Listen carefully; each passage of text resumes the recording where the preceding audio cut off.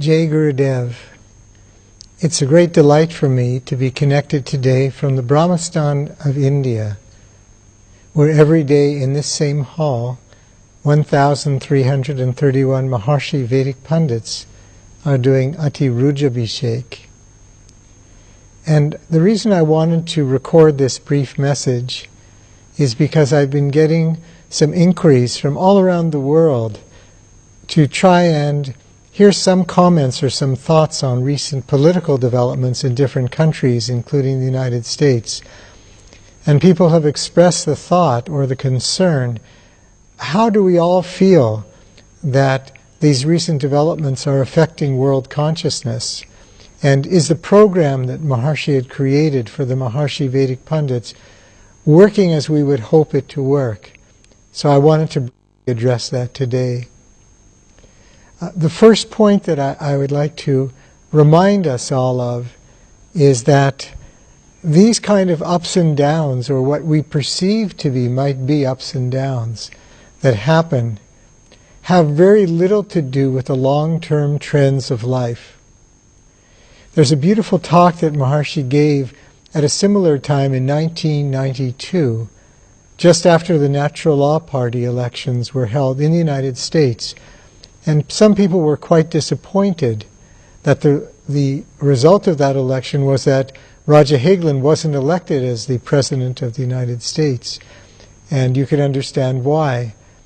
But I think looking back now at what's happened in the world between 1992 and today, you can see the enormous progress on all sides, in consciousness everywhere, in environmental sensitivity, in all different qualities of life that anyone could measure, accidents, sickness, crime, and so on. There's a beautiful quote, actually, that the President of the United States, the current President, has been quoting. It's a quote that comes from Martin Luther King, in which he said that the arc of the moral universe is long, and it's bending towards justice. Maharshi had told us that the future of the world is bright, and that's our delight. So responding to these questions in 1992, Maharshi said, quote, "In order to establish order, disorder has to be shaken. And for shaking to remain under control, we who are at the basis, at the level of para, we have to be para, that is, unreachable by the surface turmoil. In that integrated state, the fast-moving chaos and change will pass away in a steady manner. So we have to be very steady. We have to be very careful not to get upset by little things or big things. If we lose our basis, our dignity, the phase transition will take much longer. Don't give importance to things which may upset us. This is a very precious time for the world. Everything depends on how our awareness is. Just don't let it be shaken. Our awareness is the basis of all these transformations. More than ever before, time demands that we remain completely ourselves. It's a very delicate time for us. We shouldn't become angry, indifferent, or sad. We should just be like an ocean, because the evolutionary power is waking up. We shake it, then leave it. Then after some time we shake it again. Each time a new level of purity, awakening is added. Every day the world is really being shaken in purity by the performances of the Vedic Pundits, which is coming from the incredible generosity of donors around the world. Every day Ati Rujabhishek is being performed with an enormous influence of peace creating. And what has to happen with that is disorder is going to be shaken. So we have to remember that and understand the incredible value of what we're creating. there's a second point that's probably we all know, but good to remind ourselves of as well.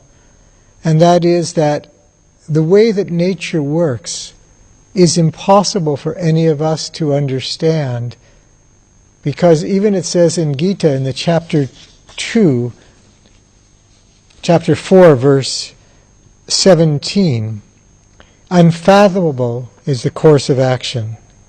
It's such an interesting verse in Maharshi's commentary. It says, action, the verse says, action indeed should be understood, wrong action should also be understood, and inaction should be understood as well.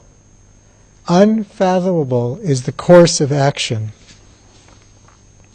Maharshi goes on to explain all the different aspects of Dharma on all levels, and how every action ripples throughout society, ripples throughout the whole cosmos.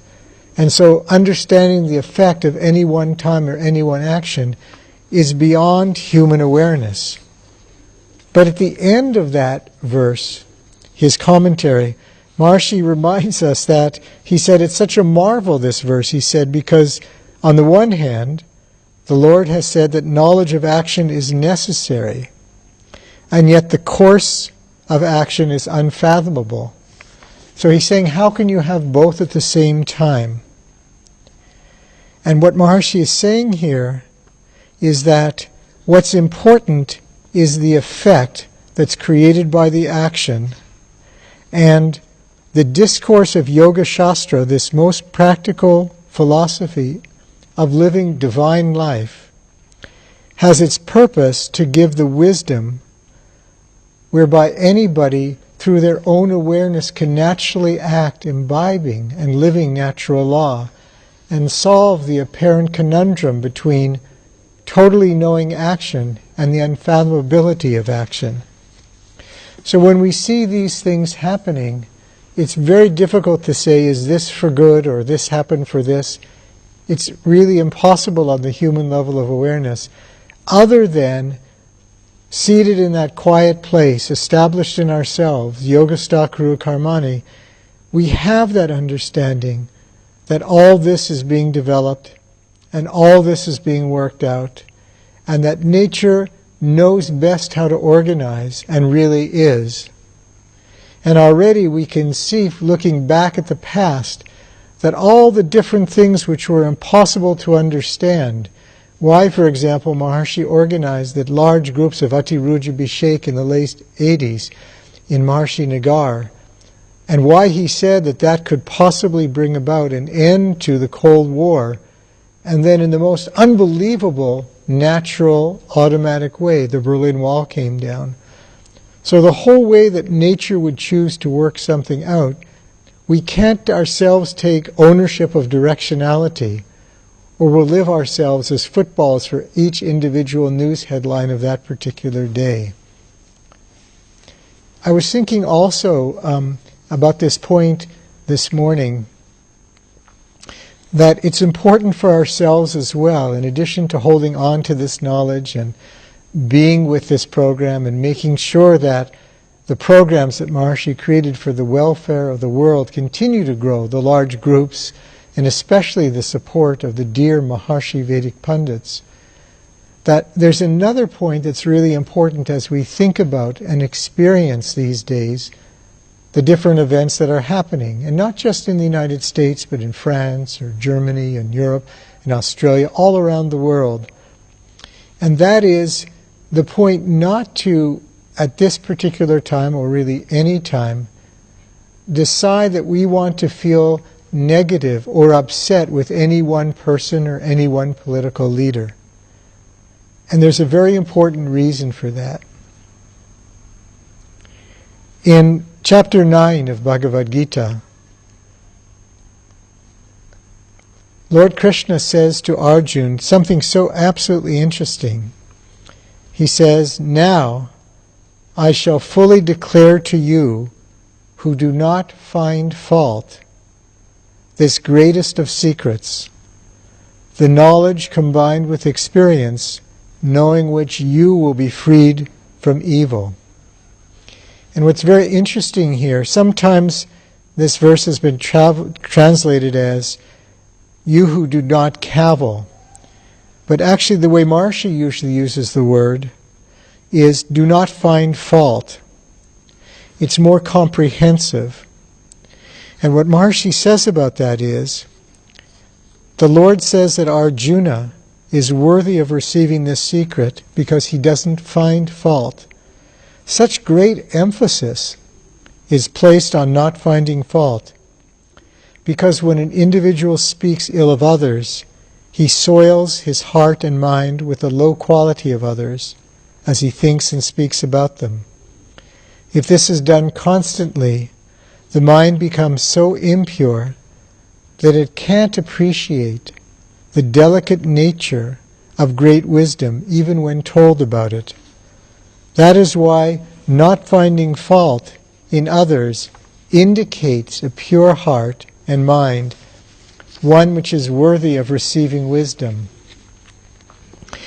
And there's a great lecture that Maharishi gave about this in 1969 in Rishikesh.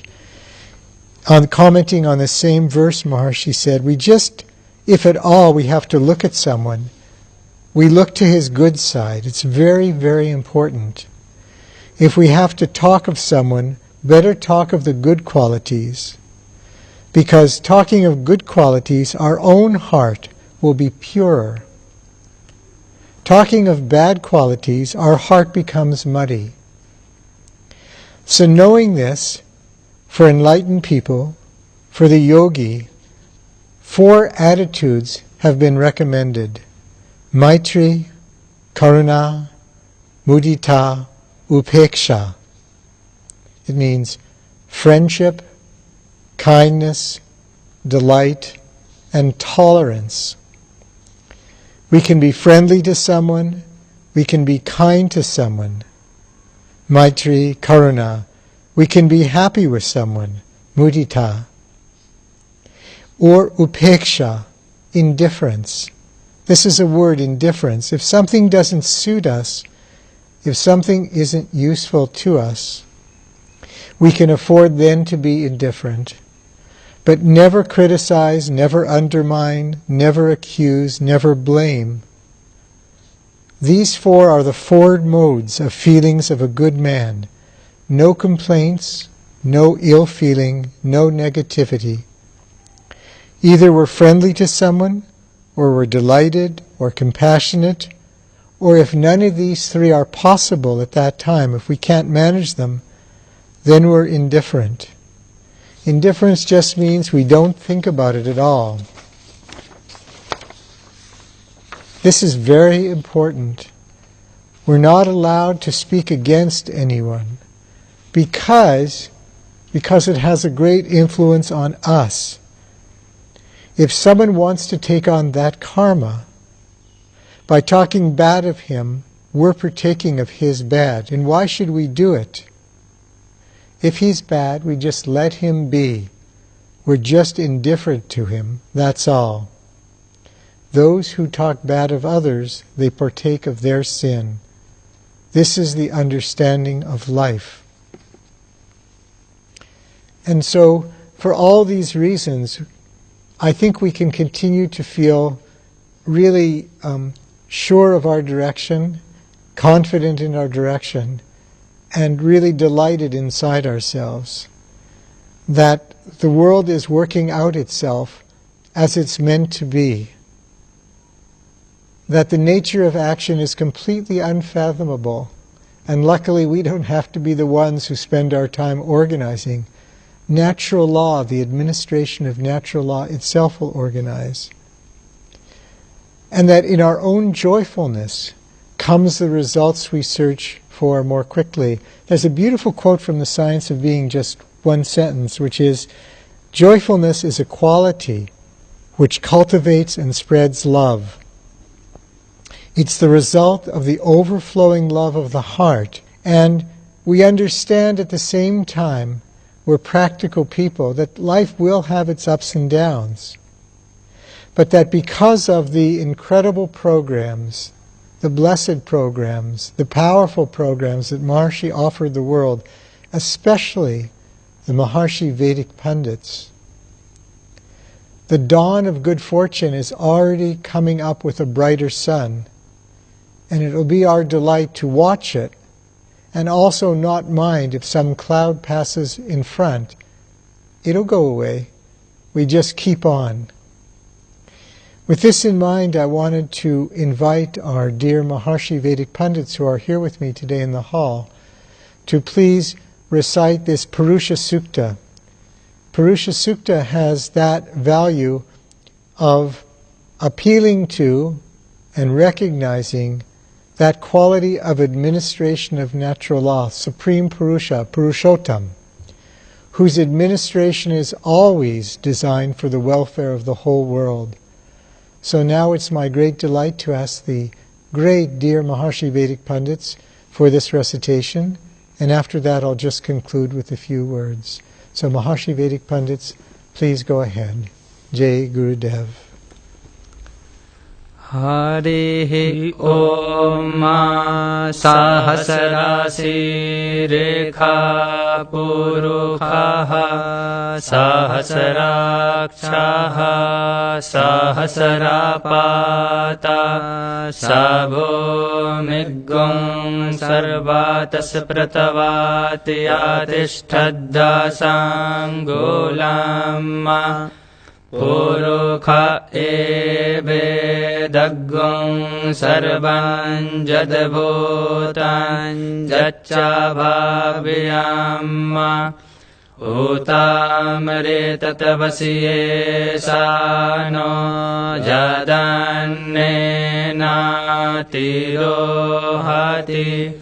Etabbanasya mahimato jiyayam syapurukhaha padosya vishabhabhutani tripadasya devi Tripadurdhava udait purukhaha padosyeha bhavat punaha tato vikavan yakaramatsa nasane abhi tato virajaya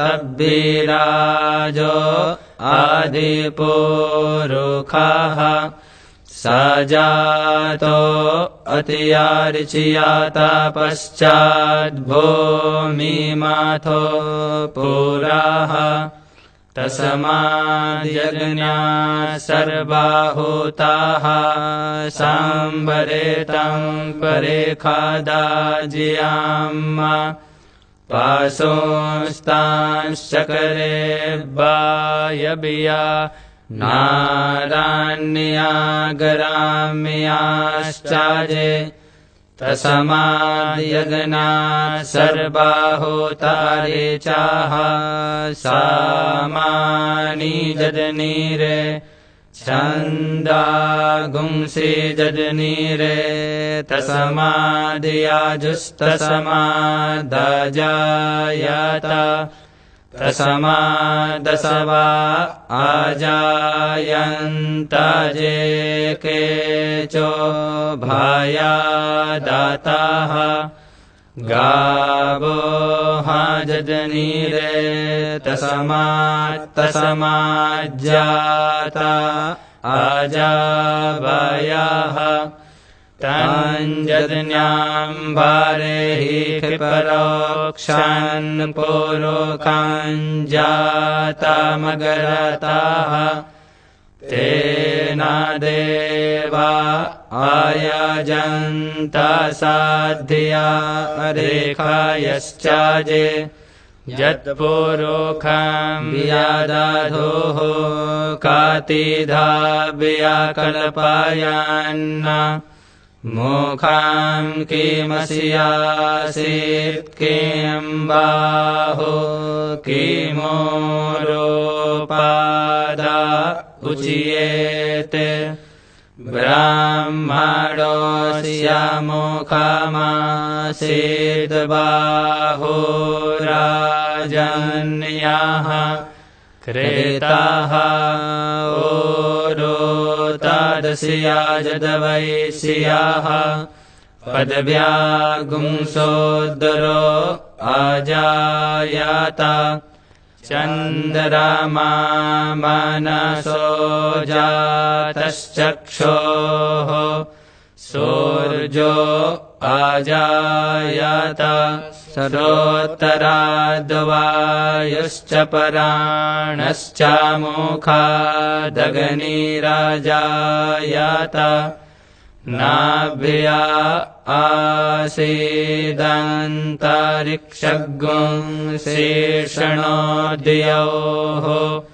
samavartata padvyambomirdesaha sarottarata lokam akalpayanna jatpurukhena bhikha deva jadnamatan Basanto siyasidajiyan grikhama idamaha saradhabihi saptasiyasan paridhayastarihi saptasamidhaha karetaha deva jadyadanantannavana Abadanan purukam pasomma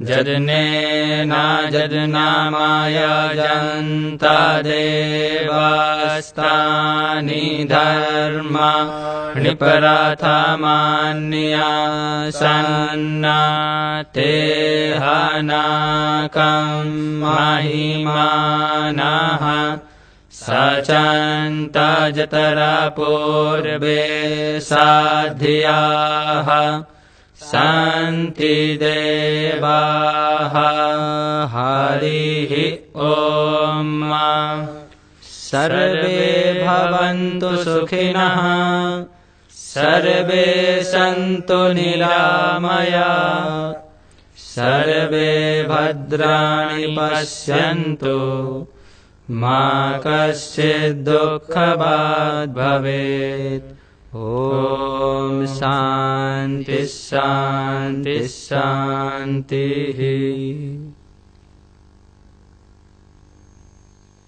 Jai Gurudev. That was so beautiful. The other day, I had the most delightful experience with the young Maharshi Vedic Pandits. I had gone over to the area in the campus to see where the classrooms were, where they're being held with the younger Pandits. There are 14 different classrooms. Each classroom may have, say, 40 Pandits learning different recitation. And usually what happens is their Acharya maybe would recite something and then they recited back and forth and back and forth. And it was a beautiful morning, just absolutely glorious.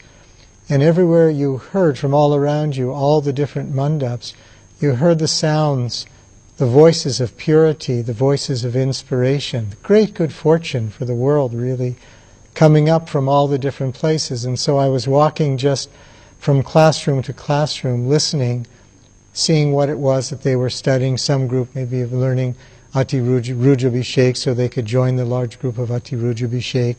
Some may be learning for Durga Saptashati, or all the different things they were learning. So I went one by one by one. And at the very end, it was time to end.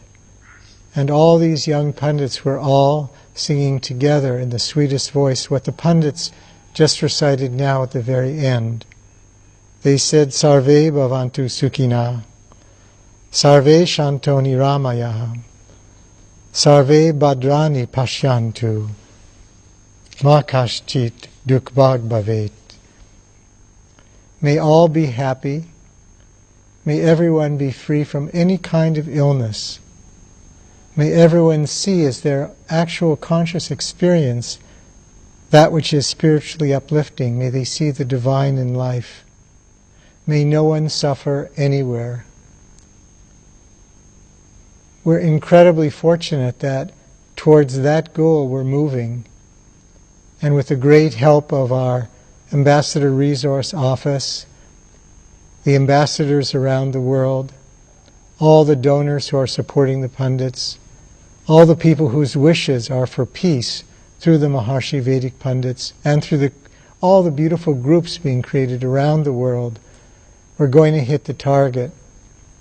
It's a beautiful time, and we all feel so very, very fortunate. So I wanted to send this message to you from the hearts of all the pundits here in the Brahmastan, thanking everyone for their support and understanding, and from Arlene, Lauren, and I, to wish everyone a wonderful holiday season. Sarve Bhavantu Sukhinaha. Jai